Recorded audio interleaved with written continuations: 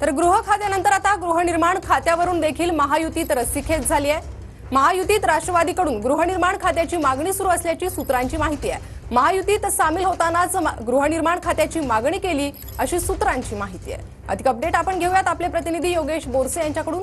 योगेश, काय अधिक माहिती आहे? तर राष्ट्रवादी काँग्रेसच्या अजित पवार गटाकडून गृहनिर्माण खात्याची मागणी ही महायुतीमध्ये करण्यात आलेली आहे। ही सूत्रांकडून माहिती मिळते। मागच्या सरकारमध्ये अर्थात एकनाथ शिंदे ज्यावेळी मुख्यमंत्री होते त्यावेळी सुद्धा अजित पवार गटाकडून याच खात्याची मागणी करण्यात आली होती। ज्यावेळी हे खातं भाजपकडे होते आणि भाजपचे अतुल सावे हे या गृहनिर्माण खात्याचे मंत्री होते। मात्र त्यावेळी सुद्धा भाजपने हे खातं राष्ट्रवादीला दिलं नव्हतं। आता पुन्हा एकदा या महायुती सरकारमध्ये अजित पवार गटाकडून याच खात्याची मागणी करण्यात आलेली आहे।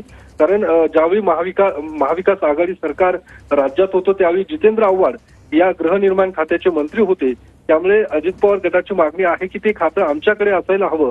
मात्र महायुती सरकारमध्ये गृहनिर्माण खातं हे अजित पवार गटाला मिळणार का ते बघणं महत्वाचं असणार आहे। कारण गेल्या काही दिवसांपासून गृहमंत्री या खात्यावरूनच शिवसेना आणि भाजपमध्ये जी काही रस्सीखेच सुरू असल्याचं पाहायला मिळते, जो गोंधळ पाहायला मिळतो, त्यानंतर आता पुन्हा एकदा अजित पवार गट आणि भाजपमध्ये हा रस्सीखेच आपल्याला पाहायला मिळणार आहे।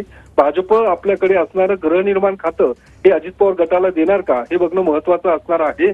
त्यामुळे येत्या काही दिवसामध्ये हे चित्र स्पष्ट होईल की नेमकं हे खातं कुणाकडे जाणार। प्रणिता, नक्कीच धन्यवाद योगेश या सविस्तर माहितीसाठी।